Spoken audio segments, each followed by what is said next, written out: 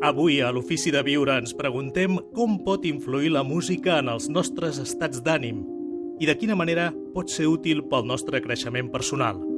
La música ens proporciona una gran quantitat d'experiències, auditiva, física, sinestèsica, cognitiva i un llarg etcètera. Però la música també és un excel·lent regulador emocional.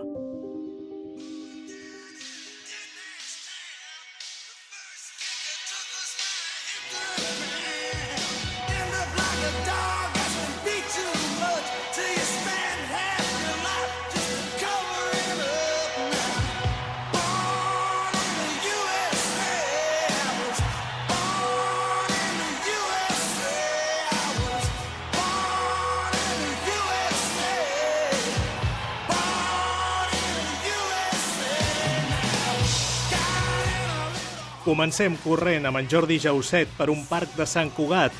En Jordi diu que la música l'ajuda a córrer moltes maratons.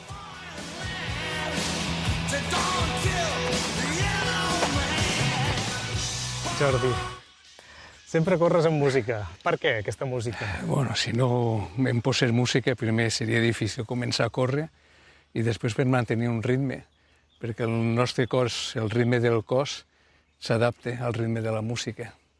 A més, generes endorfines, fa que la teva percepció de dolor sigui menys i, bueno, necessito. O sigui, podem córrer més i millor gràcies a la música? Sí, amb la música et canses menys, està supercomprovat. I ha de ser una música d'alguna mena? És a dir, pot ser un vals, pot ser música clàssica, pot ser un mantra, o millor que tingui percussió? En el meu cas personal, jo necessito percussió, però per mantenir un determinat ritme necessites sincronitzar-te en la música. A més, hi ha una cosa curiosa. Quan et sincronitzes en la música, consumeixes menys oxigen. El cos treballa d'una manera més eficient, per això et canses menys. Bé, doncs continuem amb la nostra marató. Pues vinga, endavant.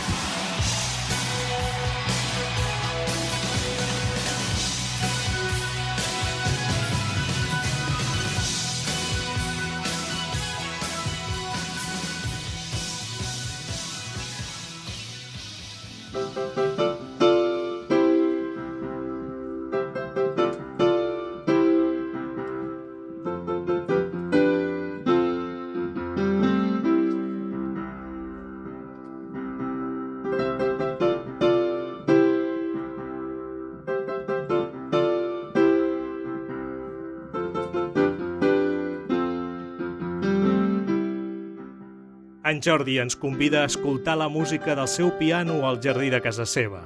En Jordi ha fet molta recerca científica sobre la interacció entre música i cervell.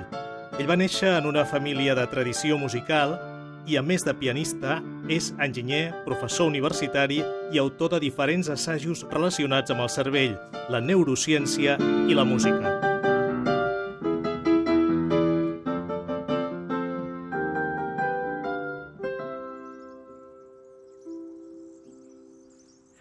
Segur que aquesta obra del John la coneixes. Què te transmet? Nostàlgia, melancolia. Ara, les paraules es queden molt curtes, realment, curtíssimes, per definir la sensació d'una peça. Què és la música en realitat? La música, el seu origen és totalment físic, és vibracional, però un cop el detectem a través del sistema auditiu i el cervell, hi ha una elaboració en impulsos elèctrics que afecta a nivell químic els neurotransmissors i ens afecta profundament a les emocions. O sigui, el que fa la música al nostre cervell, què és exactament? La música és una vibració, el nostre cervell ho transforma en uns impulsos i modifica tota la bioquímica, interna nostra. Aquesta bioquímica afecta les emocions i afecta la nostra conducta. Per tant, és indiscutible que la música té un efecte poderosíssim molt poderós en els nostres estats d'ànim. Exacte, influeix d'una manera directa perquè afecta amb aquestes molècules químiques que d'alguna manera defineixen el nostre estat d'ànim. Et posaré uns exemples, a veure què suggereix això.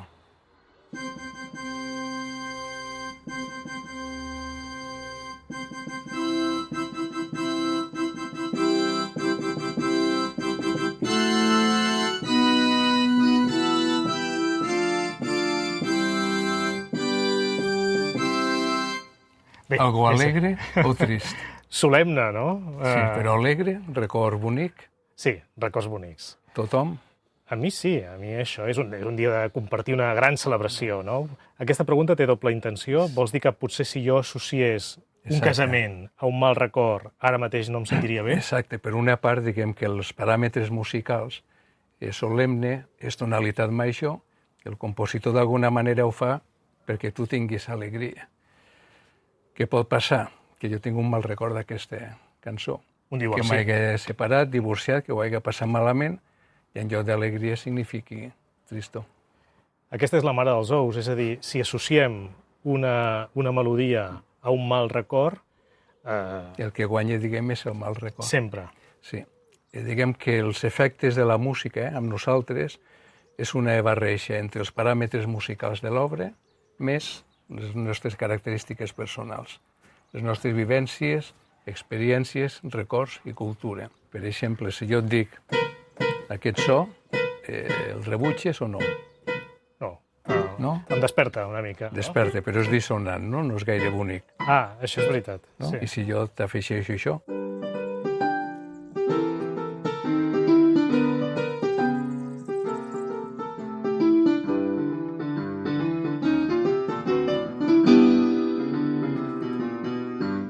Molt bé. Acceptes més bé? Fantàstic. Què he fet? He modificat les teves expectatives. Una cosa era escoltar simplement aquesta dissonància i després a l'afegir més notes musicals, diguem que el cervell veu que hi ha alguna cosa més i ja queda tot més bonic. Hi ha una anècdota molt curiosa, històrica, que és sobre uns acords dissonants, que són aquests, que es diu en tritó, acord del diable. L'Església ho va prohibir durant l'edat mitjana que es fessin composicions amb aquestes notes, perquè deia que a través d'aquest so, Satan entrava dins de la ment de les persones i s'hi produïa pensaments impurs. I va estar totalment prohibit. Curiosament, aquest tipus d'acords s'utilitzen molt en blues, en jazz, en heavy metal, surten. Per tant, Jordi, si volguéssim utilitzar la música de manera terapèutica, primer hauríem de mirar quin record ens evoca. Mira, diuen que el millor musicoterapeuta és un mateix, perquè nosaltres sabem en cada instant la música que necessitem. Si estem estressats, sabem quin tipus de música ens calmarà. Si volem agafar una mica més de marxa perquè estem molt deprimits, també sabem quina música necessitem. D'alguna manera és algo molt intuïtiu. Sí que s'han fet moltes investigacions a nivell terapèutic i resulta que sempre ofereix millors resultats aquella música que a una persona li agrada. Possiblement perquè la transporta a través de les emocions i dels records, i quan jo recordo algo que em plau, estic afectant també amb aquesta àrea del cervell que és el sistema de recompensa, pot augmentar la dopamina i altres nivells de neurotransmissors que fan que jo em senti bé. Llavors tot aquell estat m'està beneficiant. Dopamina, què més hi ha? Serotonina... Serotonina, oxitocina... Clar, el nostre cervell és un petit laboratori farmacèutic. Sí, exacte. I amb la música podem activar aquest laboratori. Amb la música podem augmentar aquests nivells de neurotransmissors. Sí, podem en algun moment sentir-nos eufòrics gràcies a la música? Sí, sí, totalment. Mira, s'han fet unes investigacions en les que quan escoltem una cançó que ens produeix calfreds, segreguem un 6% més de dopamina en una àrea del cervell que es diu àrea ventral central. Si prenem cocaïna, segreguem un 12%, però en la música arribem a segregar un 6% més. És a dir, està actuant la música als mateixos llocs del cervell on actuen altres drogues. Tens alguna peça per segregar una mica de dopamina? No sé, se m'ocorreix.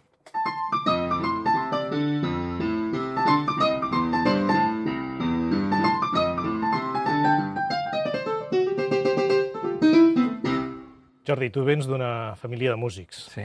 Besavi músic, avi músic, pare músic, no et quedava cap altre remei. Som 6 germans i el meu pare va pensar perquè estiguin perdent el temps al carrer, doncs que aprenguin música.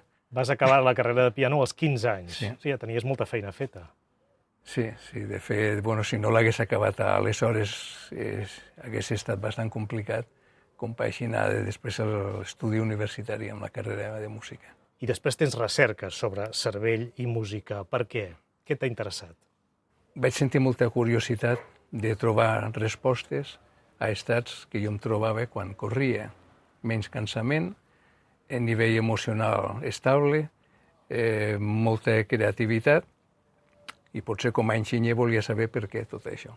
Aleshores vaig començar a estudiar neurociència i he de dir que algunes respostes les he trobat, no totes, però algunes sí. Nietzsche deia que la vida sense música seria un error. Sí. Suposo que hi estàs totalment d'acord. Sí, a més jo afegiria que si no existís la inventaríem.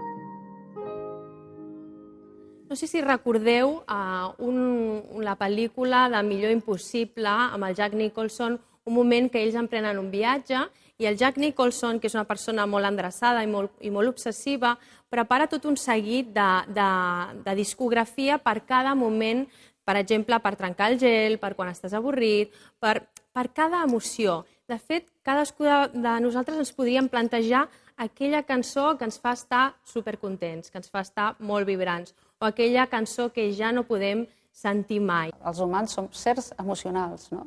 Creixem amb l'emoció, ens desenvolupem amb l'emoció i vivim amb l'emoció. Vivim les coses des de l'emoció. Això és intrínsec a la natura humana. Per tant, quan una música ens trasllada a un període de la nostra vida, automàticament ens trasllada a una sèrie de sentiments i d'emocions, no? La memòria emocional s'ha comprovat que és molt sensible a la melodia i, per tant, determinades músiques formen part del nostre inconscient emocional. La cançó, quan ens vam enamorar, la primera cançó que vam ballar amb la persona que estimàvem, i, per altra banda, es diu que la música connecta directament amb la part primària de l'ésser humà. La relació és molt, molt directa i és fàcil veure-ho en els adolescents que entre classe i classe es fiquen l'auricular per escoltar-ho, en el camí a casa o en qualsevol moment ells et diuen que sense la música no podrien viure. La música ens pot posar tristos, la música ens pot posar alegres, la música ens pot donar entusiasme, la música ens pot donar vitalitat, la música com que està composta de so, de ritme, de melodia, doncs una música amb ritme, automàticament tothom entra en ressonància amb aquell ritme i aquell ritme et desperta el teu ritme interior, no? I una melodia doncs et connecta amb un altre aspecte, et deixes portar per aquella melodia, no? Una melodia és més com una història, no?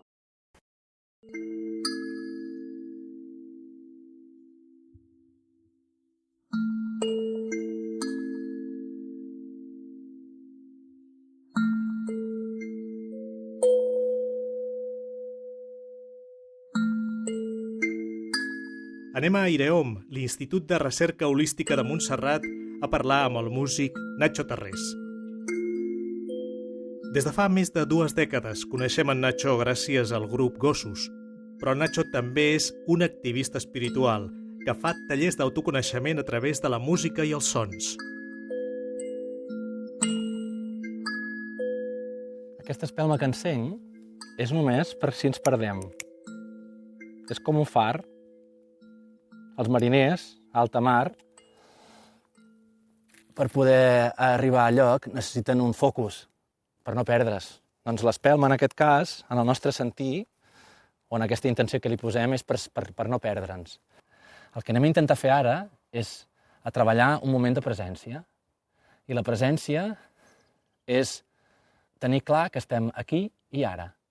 Llavors, això és una pràctica que podríem definir-la com com d'interioritat. Anem cap a dintre. I la música el que farà és que sigui una mica més senzill anar cap a dintre.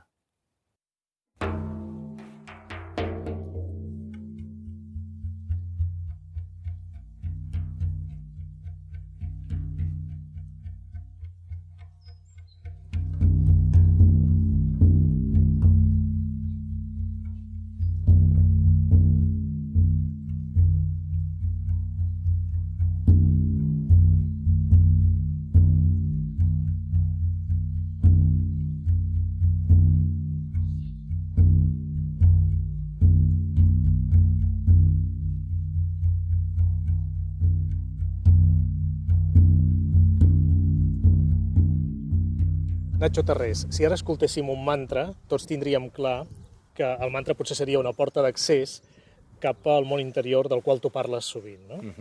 Si escoltéssim música de gossos, potser no ho tindríem tan clar.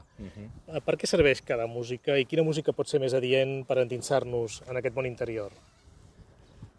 D'entrada, qualsevol música té un marc. Per exemple, escoltar òpera així d'entrada, sense tenir una referència del que és l'òpera, és complicat. O escoltar música clàssica contemporània sense tenir una formació prèvia en música clàssica és complicat. Potser el que té el pop-rock és que és una música molt senzilla, fàcil de que les persones de la nostra societat hi entrin, no? El que hi ha altres músiques que t'has de preparar una mica més per poder fer aquest viatge. En el nostre sentit, en el que és el pop-rock, segur que trobaríem espais per acompanyar estats emocionals, però són estats emocionals de gamma senzilla, diguéssim. No pretenen arribar a un nivell de profunditat com si pretenen altres músiques. Sí. Parlem d'aquests nivells de profunditat. Tu els coneixes, aquests nivells de profunditat?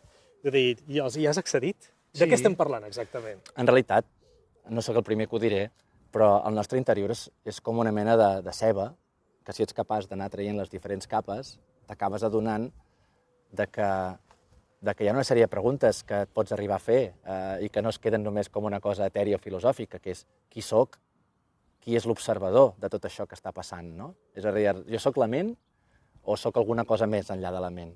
I el que he pogut descobrir, no només a través de la música, sinó a través d'altres camins, però que la música normalment sempre hi és present, i especialment el silenci, és que a través d'aquesta via, si es fa servir adequadament, és una molt bona via per anar traient aquestes capes de ceba, que primer entraríem en l'estat emocional, però després de l'estat emocional hi ha altres estats que tenen molt més a veure amb la plenitud, amb el contacte que podríem dir amb l'essència, amb allò que un és realment.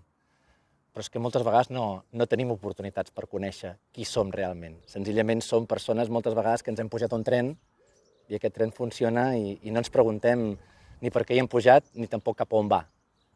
Poder-se aturar i escoltar amb un ambient adequat i preparat és una manera de poder afrontar aquestes preguntes. Com podem saber quina és la millor música per cadascun de nosaltres per tal d'anar traient capes d'aquesta ceba? Què és la música que ens fa vibrar, música que ens fa pensar? Potser pensar no cal pensar en aquest sentit, no? És més emocional.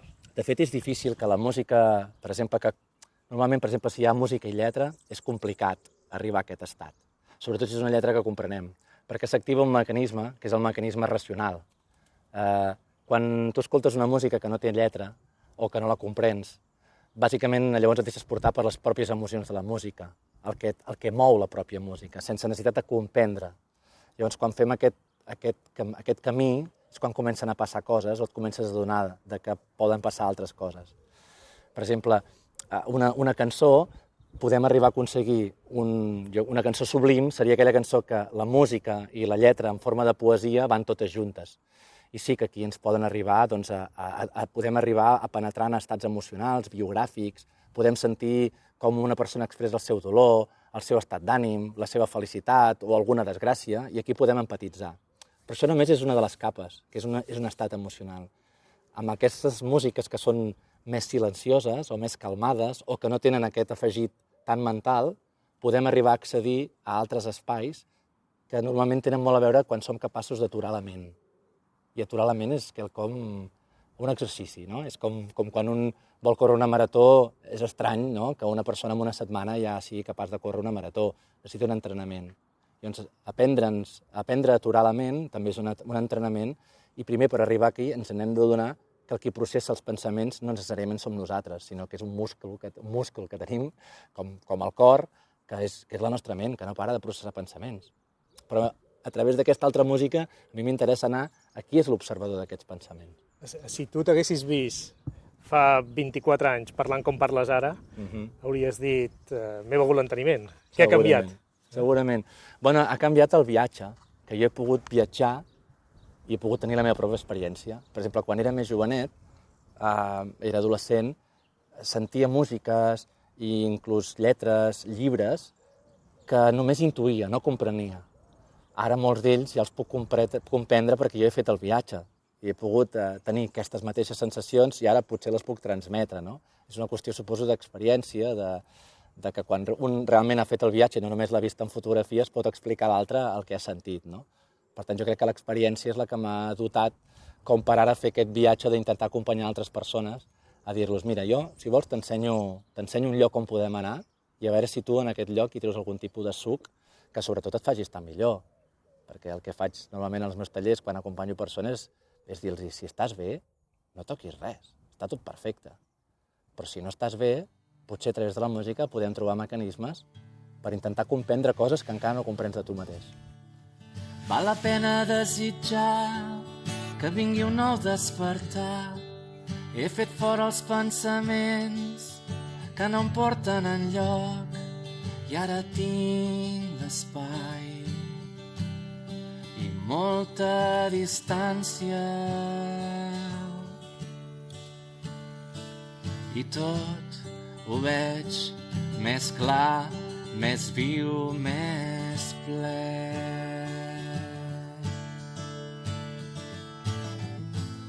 Soc capaç de decidir, però mai el que surt de mi sembla que tingui prou d'importància. No vull res més que ser com sóc, vull esperar que a l'horitzó hi hagi algú que m'escolti, que ens escolti. Abans d'ésser un cos de matèria, un cos de sang, hem estat un cos d'energia. En els primers 40 primers dies de la vida, tots nosaltres hem estat primer llum, ritme, vibració, ressonància, energia. Primer apareixen tots aquests elements abans de que es constitueixi un cos físic. Això significa que hem estat ritme, que hem estat so, que hem estat música. Jo diria, curiosament, que ens humanitzem a partir de que comença la música. La música entesa com ritmes, com carències, com sorolls. Tens com determinades carències sonores i segurament això va ser anterior a la paraula. Per això la música ens arriba tan a dins. Filogenèticament ens transportaria a tot el procés d'humanització de l'ésser humà. Chopin s'aixecava entre les 3 i les 5 del dematí per sentir justament la ressonància de l'univers. És a dir, s'inspirava i componia amb la inspiració d'aquest moment del dia on el cel banya la terra. És a dir, on l'espai s'omple de ressonància, on la vibració de les esferes, de la matèria que compon l'univers, arriba en forma d'ultrasons, de ressonàncies, de vibracions, a la Terra.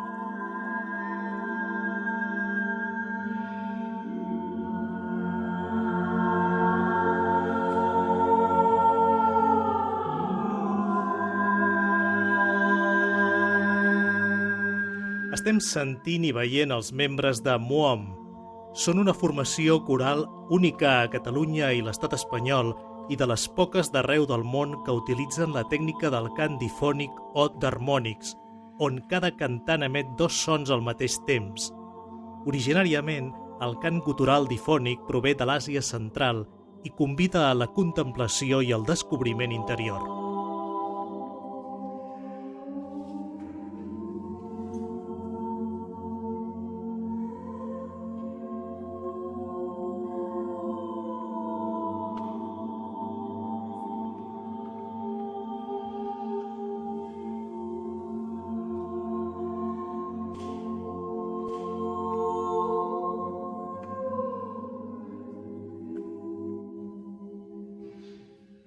Moisès, com pot influir el cant d'harmònics en el nostre estat d'ànim? Doncs si cantes, influeix d'una manera molt directa, perquè t'estàs removent internament a nivell vibracional en diferents parts del cos. I per la gent que escolta és quelcom màgic. Es produeix una màgia en els harmònics, per la seva naturalesa, que la gent queda embelesada i s'endinsa en un altre món. Quin misteri, no? És un misteri, sí. Però per què cant d'harmònics? Per què no cantes rock? Sí, podria cantar rock i potser se'm donaria bé també, més a saber. Els harmònics és perquè quan ho vaig sentir em va semblar que era d'un altre món, aquests sons. Dos sons al mateix temps cantant. O sigui, són dos sons al mateix temps. El mateix cantant està cantant dos sons al mateix temps. Alhora. Això és possible, eh? Això és possible. I, clar, tan possible però que no és evident al principi. I quan comences a endinsar-te en les possibilitats de la veu, que fer cant d'harmònics te porta a aquestes possibilitats de la veu, trobes la meravella i el poder que tenim de transformació interna a través de la veu i més enllà. Vosaltres doneu importància a l'estat de presència de cada cantant. És superimportant. Una altra cosa és que no sempre estàs en aquest estat de presència, ni molt menys, però notem que quan estem en aquest estat de presència, la majoria del grup, o tots, es produeix una màgia que es nota, que el públic ho nota. Ens pots posar algun exemple? Molta gent, veient que molta gent arriba a l'església de diferents maneres, una més escèptica, altres més confiada, perquè ja ha escoltat la nostra música, però tothom acaba el concert una mica remogut, una mica que ha tocat alguna fibra a dins, o emocionat, o l'ha recordat quelcom del passat, o alguna ancestral.